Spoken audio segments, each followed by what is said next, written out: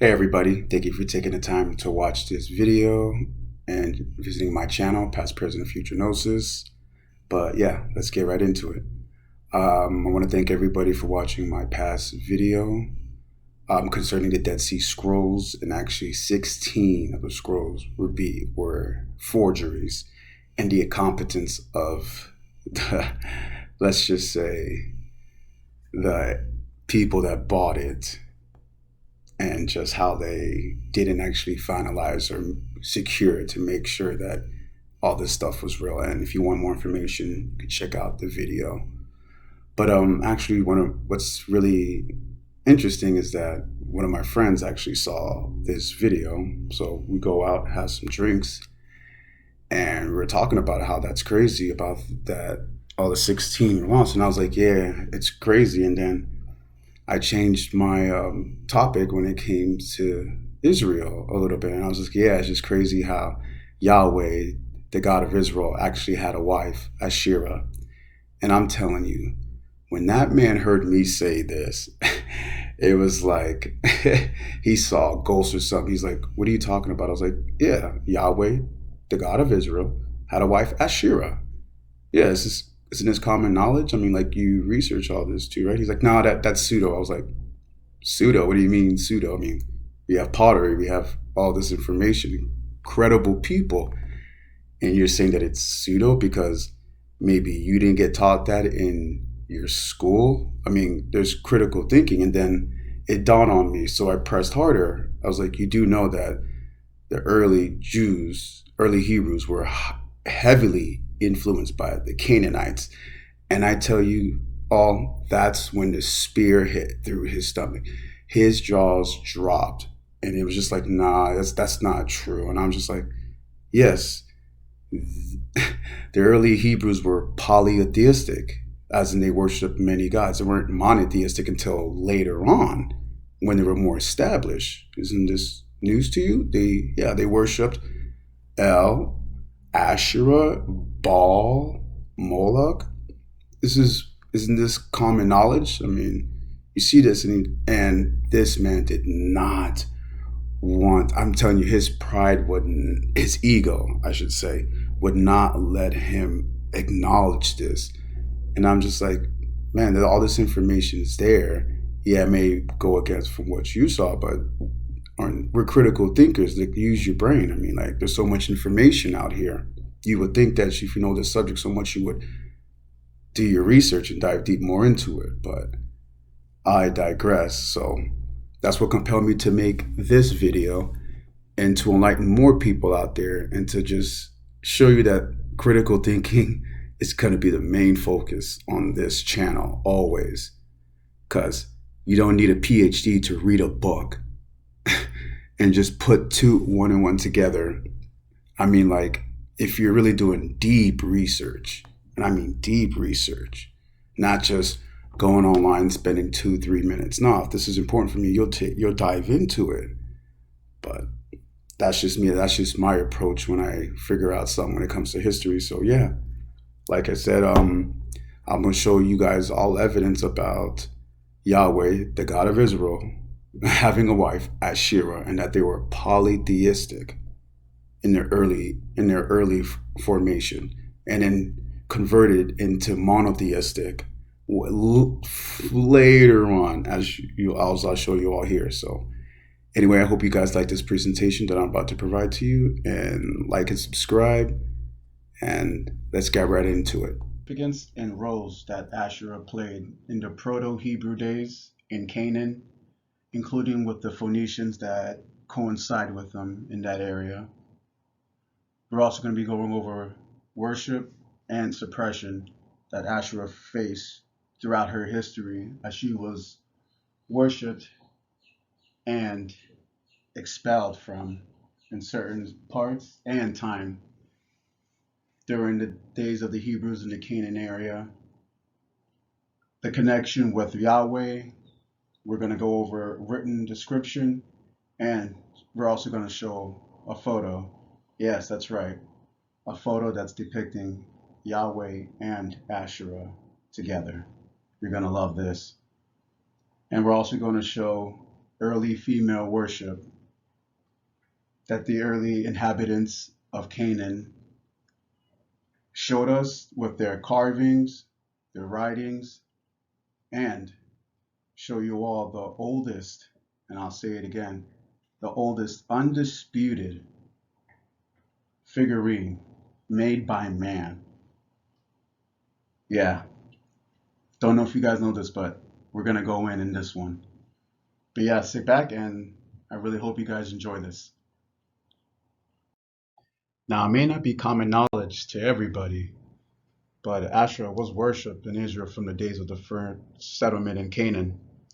The Hebrews have taken over the cult of this great mother goddess from the Canaanite. For public worship, the goddess was represented by carved wooden images implemented into the ground, and it was usually next to an altar dedicated to the god BAAL and located on hilltops under leafy trees. For private religious use, inoperable small clay figurines of Asherah were in circulation, showing the goddess in the nude with the characteristic gesture of holding her own breast, emphasizing her fertility aspect. Because she was a female deity, it was associated with fertility, as we all know, with women and the process of giving birth. But let me get a little closer significance of her also.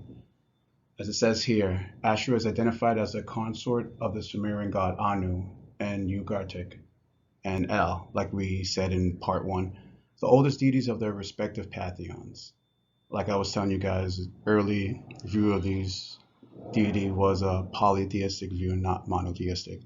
This role gave her a similar high rank in the Ugaritic pantheon.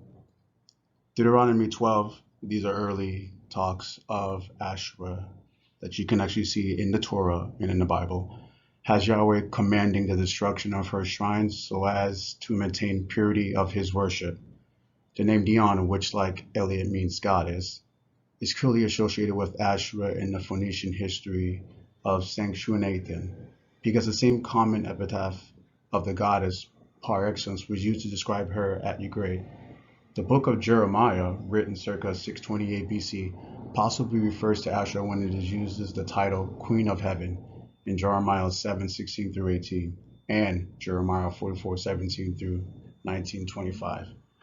Now, what was the reason for me saying all this?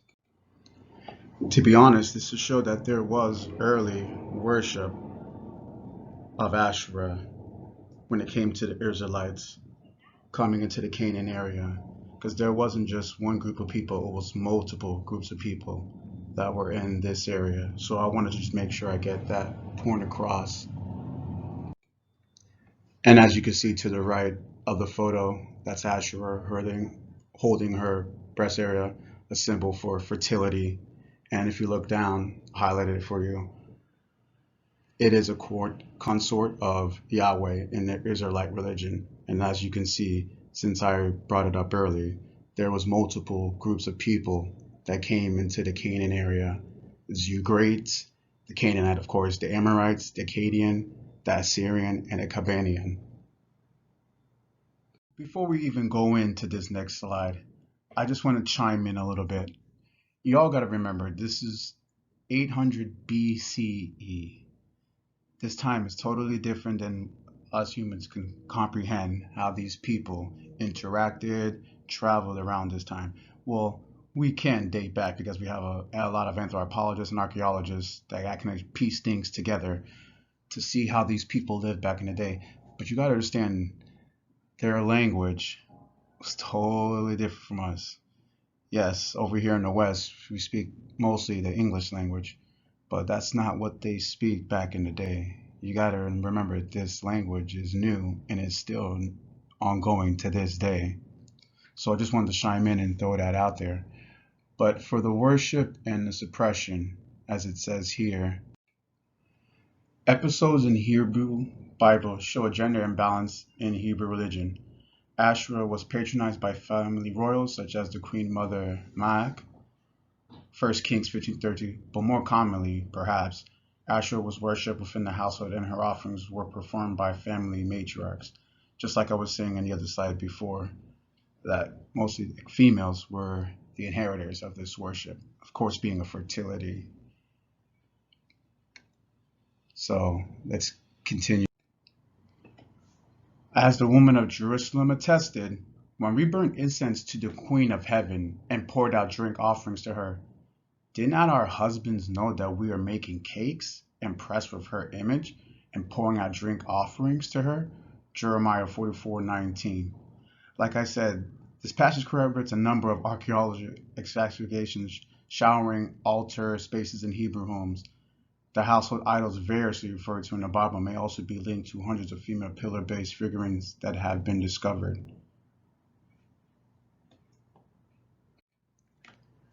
Now, if we keep reading here, popular culture defines Canaanite religion and Hebrew idolatry as sexual fertility cults, products of primitive superstition rather than spiritual philosophy.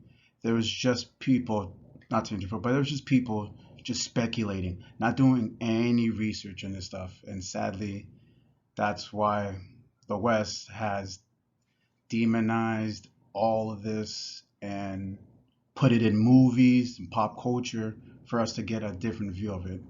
But let's continue. This position is but stressed by the Hebrew Bible, which frequently and graphically associates goddess religions with prostitutions. You see how they switch define rites with prostitutions? You'll see right here. As Jeremiah wrote, on every high hill and under every spreading tree you lay down as a prostitute. It's in Jeremiah 2:20. Hosea, Jeremiah, and Ezekiel in particular blamed the goddess religion for making Yahweh jealous and cite his jealousy as the reason Yahweh allowed the destruction of Jerusalem. As a sexual and fertility rites, it is likely that once they were held in honor in Israel, as they were throughout the ancient world, not just the Israelites, people. I want to let you know, everybody was doing this around this time. It wasn't just one selected group like the Israelites. No, multiple groups did this. They did fertility rites to honor the female deities, but just want to throw that tidbit out there. Although their nature remains uncertain, sexual rites typically revolved around women of power and influence, such as Makkah, the Hebrew term Kadishtu, usually translated as temple prostitutes or shrine prostitutes. Literally means priestess or priest. Again, that's when you translate it to Hebrew, and because the English was going to give you a different definition for that word. So just wanted to throw that tidbit out again too.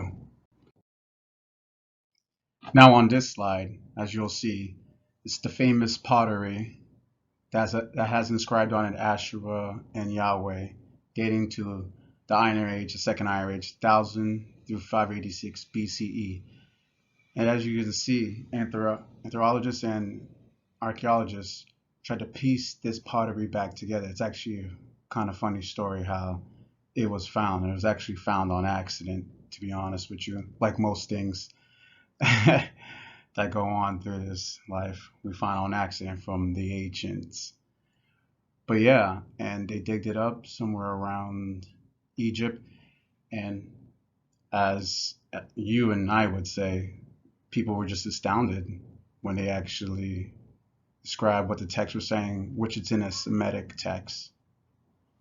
And as you can see, it says Yahweh of Samaria and his Asherah.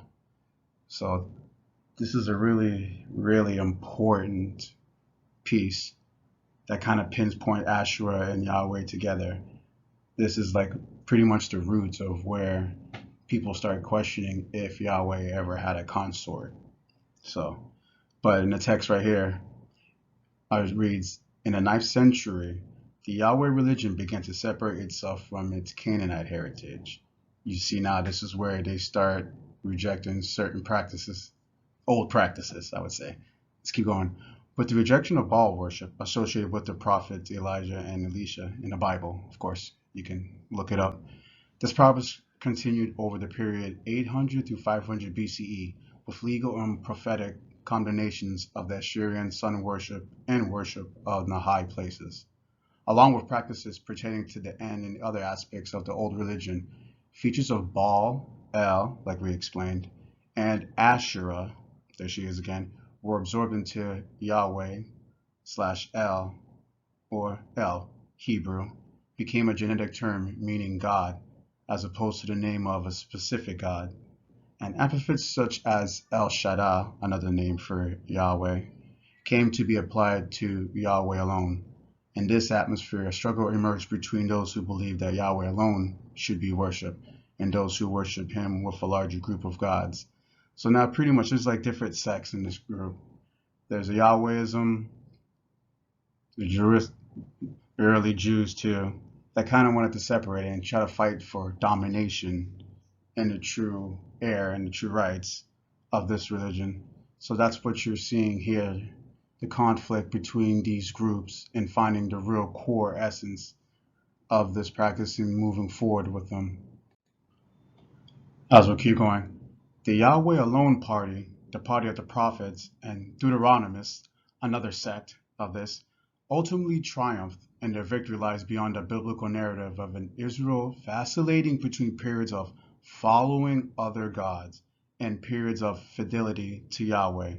When Judah became an Assyrian vassal, stayed after the destruction of Israel in 722 BCE, just to chime in, that was with Titus, as with Rome, when they came to destroy the second Israel temple. And that's where the one and only Josephus gave his description of what happened, but we all know his sources are pseudo, but that's for another day. The relationships between the king and dynastic god Yahweh and Judah came to be thought of in terms of Assyrian vassal treaties. So what you see here is pretty much the Yahwism triumphing other sectors and setting up the rules of this religion moving forward, pretty much picking and choosing what they like and what they dislike. And this is them moving away from their polytheistic view, more into a monotheistic view. Now, before I continue on to the next slide, I wanted to chime in and say I'm a big advocate when it comes to finding other sources. I don't like to rely on just one source and just fly with it. I like to do my due diligence and see if other people, researchers, are talking about this. And to my surprise, well, not my surprise, because this is well known now, Sanford Holst, the lead, I want to say that again, the lead researcher when it comes to the Phoenicians, has this book. As you can see, I read it myself too and reviewed it, so I wanted to throw a segment in where he chimes in about the Canaanites and the Hebrews. So let's look at this here. So let's start from right here in the book Phoenicians. To the south of Canaan lay Egypt and Arabian lands. These were likewise sources of commerce and discoveries, but also from time to time of marching armies and mounted troops. Like I said, there's a lot of fighting going on this time in the Mesopotamian area. Even in times of relative peace, there was an ongoing ebb and flow of people between these outside areas and Canaan. This was brought on by drought and warlords in those outlying days, causing many people to flee into Canaan. But drought sometimes also drove people out of this land and into Egypt. Yeah, I don't know why Egypt gets a lot of hate, but as you can clearly see here, a lot of people went to Egypt for refuge because of the droughts and the ongoing war, because Egypt actually had an army, a very strong army indeed, and was actually one of the leading areas where everybody came in to learn from. Aristotle, Herodotus, Plato, all talked about coming here and learning from the Egyptians and learning from their mystery schools. But let's continue from where I left off. Over time, the people and culture of different parts of Canaan evolved to reflect all these changes that stormed through the crossroads. Ugritte and many other Canaanites adopted the male gods of the warlike people who set upon them. Like I said earlier, a lot of people coming in and out of this area, so different religions, different cultures were all just getting flowed through here, so it was common to people to take bits and pieces from other religions and infuse it into their own. So let's continue. and brought out those attributes into their lives. Worship of Mother Nature fell into the background of these practices, or were banished completely into the darkness of obscurity. The chief god of the Canaanite pantheon was acknowledged as El, as we talked about before, called the father of man. The lesser deities were Baal, the god of fertility; Asherah, there's her name again, the consort of Baal; Yam, the god of the sea; and the Mot, the god of the deaf. Interestingly, the Hebrews who later lived among the Canaanites, like I said, they were in this area. Jerusalem is in the area of Canaanite. You can look up online. After the time of their founding by Abraham, also called their god El. Like I said again, they infuse different cultures and religions together and use Yam as their word for sea and Mot as a word for deaf. Hebrew culture was heavily influenced by the Canaanites in the early days, even while it was developing in its robust and unique set of characteristics. One of the appealing aspects of Canaanite religious ceremonies, which attracted many followers, was that it involved large amounts of alcoholic beverages and sexual promiscuity.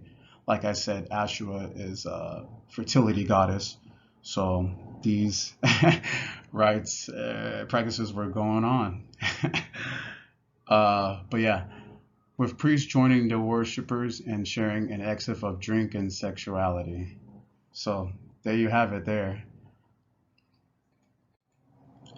Early recordings of the Hebrews coming in and mingling in with the other groups that were in Canaan. But I want to show another example of that in another book.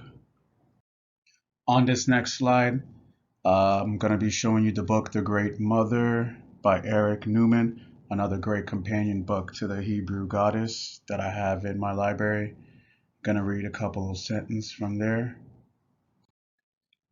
Highlighted here.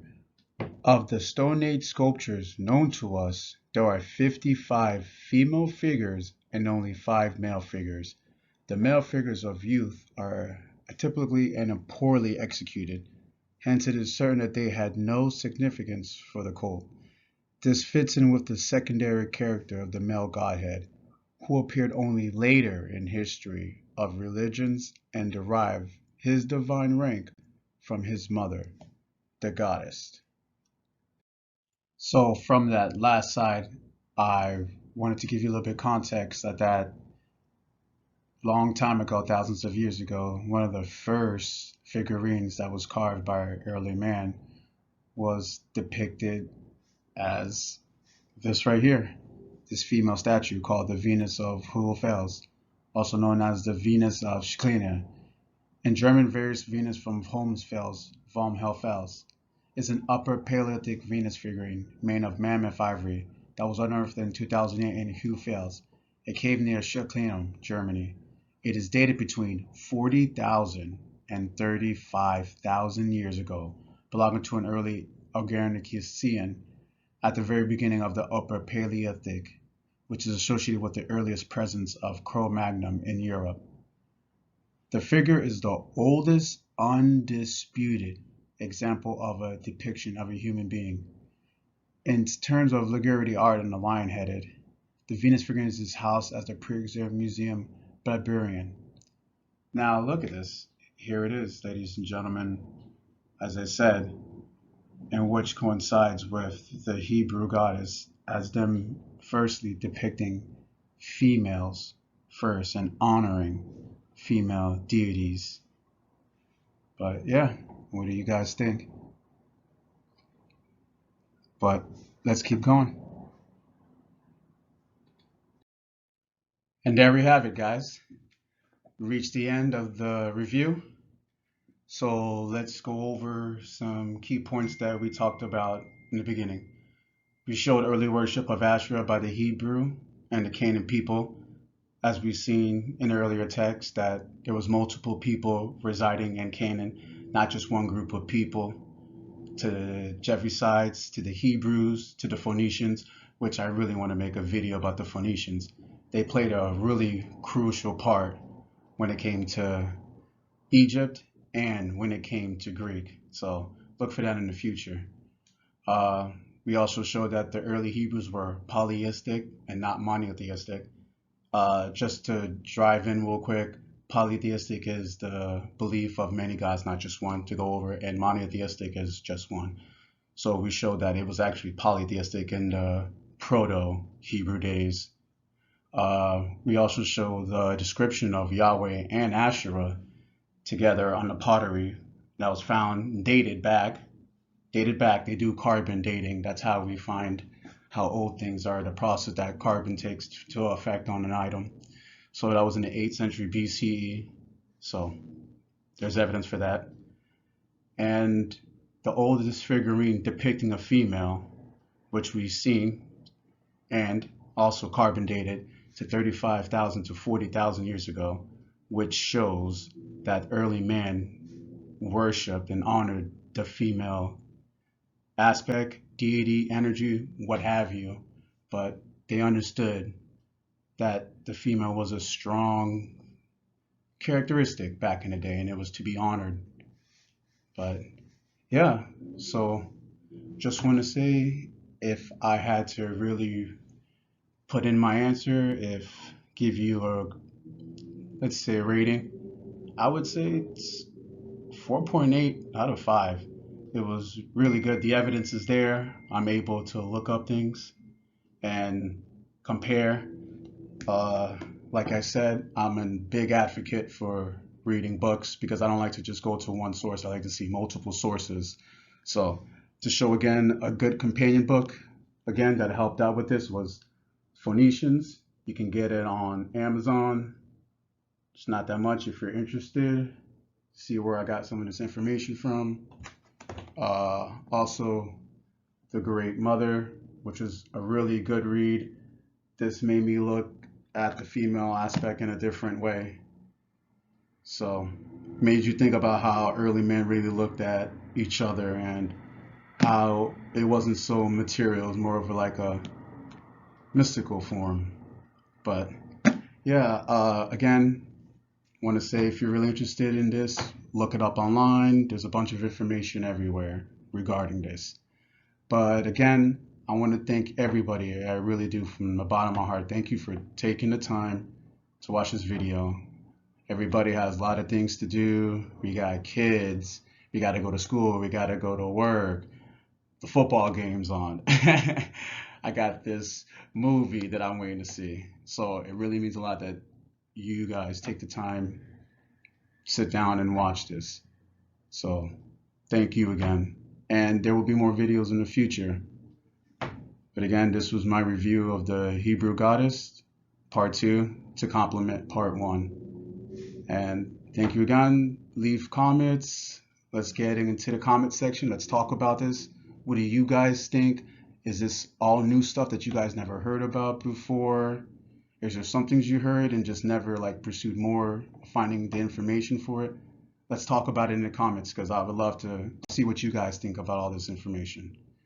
But other than that, leave a like and please subscribe, and I'll catch you guys in the next video. Bless.